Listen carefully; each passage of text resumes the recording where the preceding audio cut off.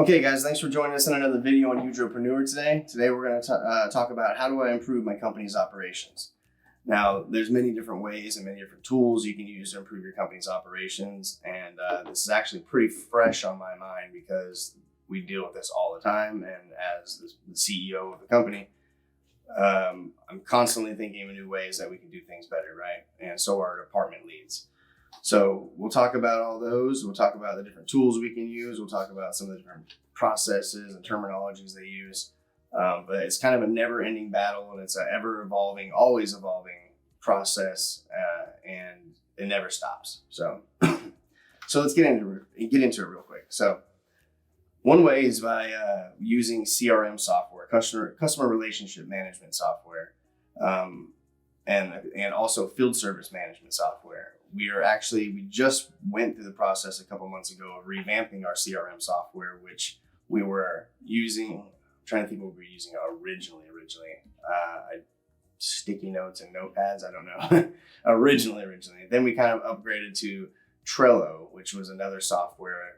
They have free versions of it, so that's something you can try. I would say when you're starting to put into place your very first CRM stuff, you can use things like Trello and stuff like that, but you will eventually outgrow that, and it's not really the most efficient. Well, depending on your business, I guess. So if you wanted to check out Trello, you can. But CRM softwares allow business to store and manage customer information such as customer details, purchase history, preferences, and communication history. We use Monday.com currently, and it's been a fantastic tool. So we've recently got that launched over the last 6 months. We've been using it a while now. It's fantastic. It's great, and we love it. We'd use it to track all our customer data, like contact information. We also use it to track all our projects, whether they're small leads or big project leads. And then once they're no longer leads and they are sales or they're a project, then we put them in there and we can progress through the project step by step as the project evolves. And like, for instance, I got to go out and quote, boom, it's in here as a lead, right? It's a potential project. Then I go out and do the site visit. Then I come back and update the notes. Then I write the quote up. Then I submit the quote. Then I follow up with the customer. Then the customer follows up with me. Then he approves the project. Then we send out stuff for the deposit. Then we collect the deposit. Then we order parts and issue purchase orders. And then we get the parts in. And then we get everything stocked and ready. And then we schedule the job. Then we get out and execute the job. Then we turn in the invoice, get all paperwork ironed out, collect payment, follow up for payment, and get all that resolved. And then there's your whole circle of life of a project, right? So all of that we manage through Monday.com. You can use many different softwares. It doesn't have to be Monday.com. There's Salesforce, HubSpot, Zoho, Pipedrive, and a billion other ones out. So a good CRM software can help your employees provide better consistency when acting on behalf of your business and increasing operational efficiency. So customer relationship manages the relationships of what's going on with your customers. We also use it you can use it for many different things as well. So we use it for our marketing department to monitor and manage our own projects, even though we're not really dealing with customers in that, like video production and blog writing and things like that. And then we use it for our project management side. We use it for tasks sometimes. So we use it for all different kinds of things. Then there's also field service management software. We have not rolled that out yet, but it is something we are going to roll out fairly soon. We've already got tablets ready to be given to employees so that when they're in the field, they can write up invoices digitally through their tablet, submit it, and then we can get that to sync with QuickBooks, and then no more paper invoices at that point. So the field service management software, you can basically, they're all different, but you can get it where a job pops up, it goes automatic. You're a tech, you get your tablet, and then your job is under your name. You accept it, you say, boom, going to that job. We get an update, tech is on his way to that job. And then tech arrives, he clicks on his phone, arrives at job, and then it says, we get a notification that he arrives at the job, that he's done.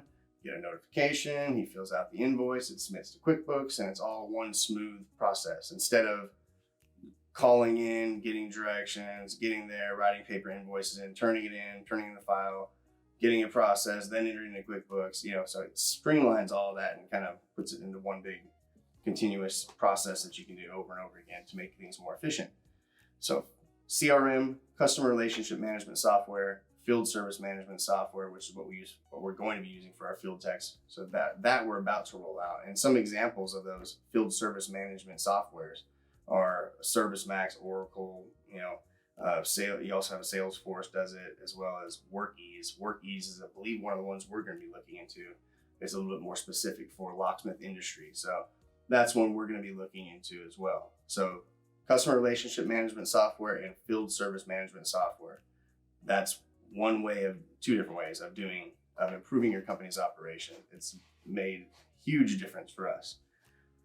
Also, you can do simple things like your digital and internet efficiency. One thing that was slowing us down all the time is every single time we log into every one of these million different softwares we have, we gotta remember the password. Oh, what's the password for this? And we gotta share passwords and hey, I go ask him what's the password and come back and type it in, right? That burns a lot of time. So we ended up saying, well, let's get something to help streamline that. Why don't we find a software that'll manage all our passwords and help us quickly be able to log into things. And what we ended up coming up with was there's a couple of different softwares that do it, many different softwares that do it. One of them is called 1Password, which is the one we use. There's LastPass, there's Keeper Password Manager, there's RoboForm, there's all kinds of different ones. But with 1Password, I can go in and say, okay, these are supplier passwords, these are marketing passwords, these are operational passwords, these are, private restricted passwords, whatever it is. And then I can go in there and add those passwords in there, click to add them in, and it'll even create some really complicated high-end password. It'll memorize it, save it.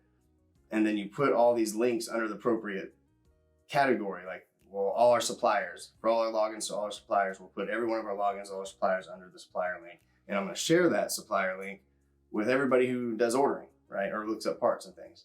And that way, it's really simple with 1Password. You go to you click in it, it says, you fill it in with 1Password, hit a button, boom, all your password and username stuff gets in, you log in. So every time it's just 1 or 2 clicks and you're right away logged into your software and you're no longer sitting there looking for passwords and typing them in, and probably saving 30 to 40 minutes a day almost, I would say. At least of us, it did, each person, So those kind of things help you real streamline things. Their SSOs are single sign-ons instead of having to always sign in with the username and password. So without an SSO app, single sign-on app, each employee must manage their own passwords or must set up every password for every employee. So that makes it much more difficult. So finding a password management software like that is very, very useful and definitely will help streamline operations. Another way is just go undercover or work side by side with your employees in your different departments. If I go out in the field and I run some calls with my guys and I say, oh, this process of them getting the job from us and them getting to the job and executing the job, this could be improved, right? Just seeing it for yourself and getting involved, that's another way to easily be able to spot these kind of things. So don't ever underestimate, leading from the front basically, because, when you get out there and get your hands in it, you're going to understand it just as well as the person has to do it daily. So that's one way as well. One of the most popular methods, or the way to kind of do this to improve operations, you want to document and review processes and establish KPIs. Now, KPIs are key performance indicators. So, key performance indicators, I got a good definition here for you here.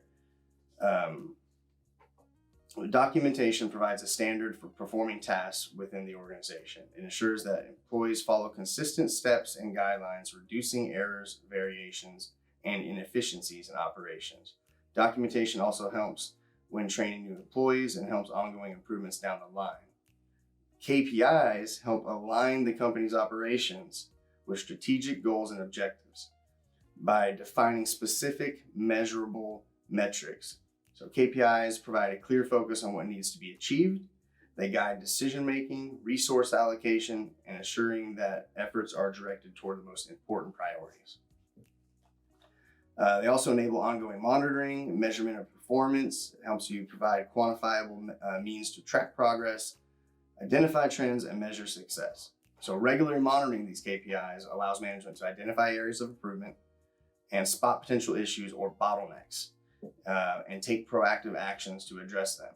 You know, an example of that is like, well, every time we do a project, right when it gets to the point when we're ordering, everything just kind of slows down because it's all got to go through this guy, and he's got to get this form, and he's the only one who knows how to do that form. He's the only one who has access to the software. That's a bottleneck, right? I was like, well, how do we open this bottleneck up? Well, let's replicate it where 2 different people can use this, where they can share the passwords, they can share the software, and then you kind of open that up, right? That's kind of an example of that. So there's a quote that Peter Drucker said. It says, "What gets measured gets done," right? And that's what key performance indicators are. You're measuring your processes and your performance of those processes, and you're taking the key performance indicators and making adjustments on them. Now, KPIs is a whole, we can go down a whole video on just KPIs. But I'm going to kind of sum it up here real for you, the processes. So you have measure, and maybe we can put this up here in a visual for you. You would first you launch the program, get management together, communicate, and formally measure why you need to measure the performance of this process in the first place. But once you articulate a strategic intent, you're going to measure, you know, by analytic software reporting tools. You're going to measure your and identify intended results. You're going to understand alternative measures, select the right measurement for each objective, and define and document. And you're going to set targets and goals. And then you're going to perform the tasks like you normally would, and you're going to implement improvement initiatives along the way and collect and visualize the performance. And then you'll review, analyze, and draw conclusions of those processes. And then you'll adapt by learning, sharing, and changing and adjusting your processes. So like I said, KPIs, I can go down a whole wormhole on that. And but this is what that video is about. This is just one method. So if you want to look into KPIs, check up KPIs, and there's a whole bunch of videos out there that can give you a little bit more clarity on that. But it's, you know, key performance indicators. You also want to, you could increase cross-department communication. You know, the marketing department can communicate with the operation department, the sales department, the parts department, or whatever, right? If everybody can communicate between everybody and share information, it's just like a large, you know, the city roadways, everything, you know, if you have roads going everywhere, then things can communicate quickly. If you don't, you have to take a long route around to get to that guy. Things, you know, butt heads and bottleneck. So you definitely want to increase cross-department communication and because it improves the company's operations. It fosters collaboration, it enables efficient information sharing and enhancing overall coordination.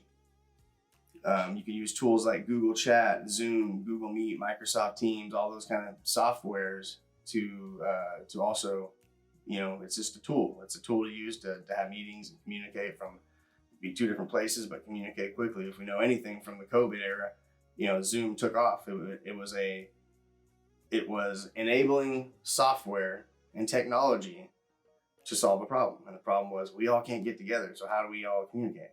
Well, Zoom, you know, Google Meet, whatever it is. So anyway, and then you always want to, when improving operations, you always want to focus on customer service and sales first. You know, focusing on customer service and sales improves the company's operations by driving customer satisfaction, loyalty, and revenue growth. So the point of business is to trade products or services for income. That's business. So ensuring that your sales and service are the primary focus, makes customers happier, and it leads them to spending more with you. So anyway, if you're going to look into the KPIs a little bit more, there's different types of KPIs, but we're particularly talking about process-focused KPIs. How do we improve our processes or our operations, things like that? So that pretty much wraps this video up. We appreciate the support as always, and we'll try to keep pumping more content out for you. But don't forget, we're on LinkedIn, Twitter, Instagram, Facebook. We're on all the social media platforms. We appreciate the support as always. And don't forget, we got 2 other channels, Guardian Approved and our Guardian Safe and Lock channel. And thanks for tuning in.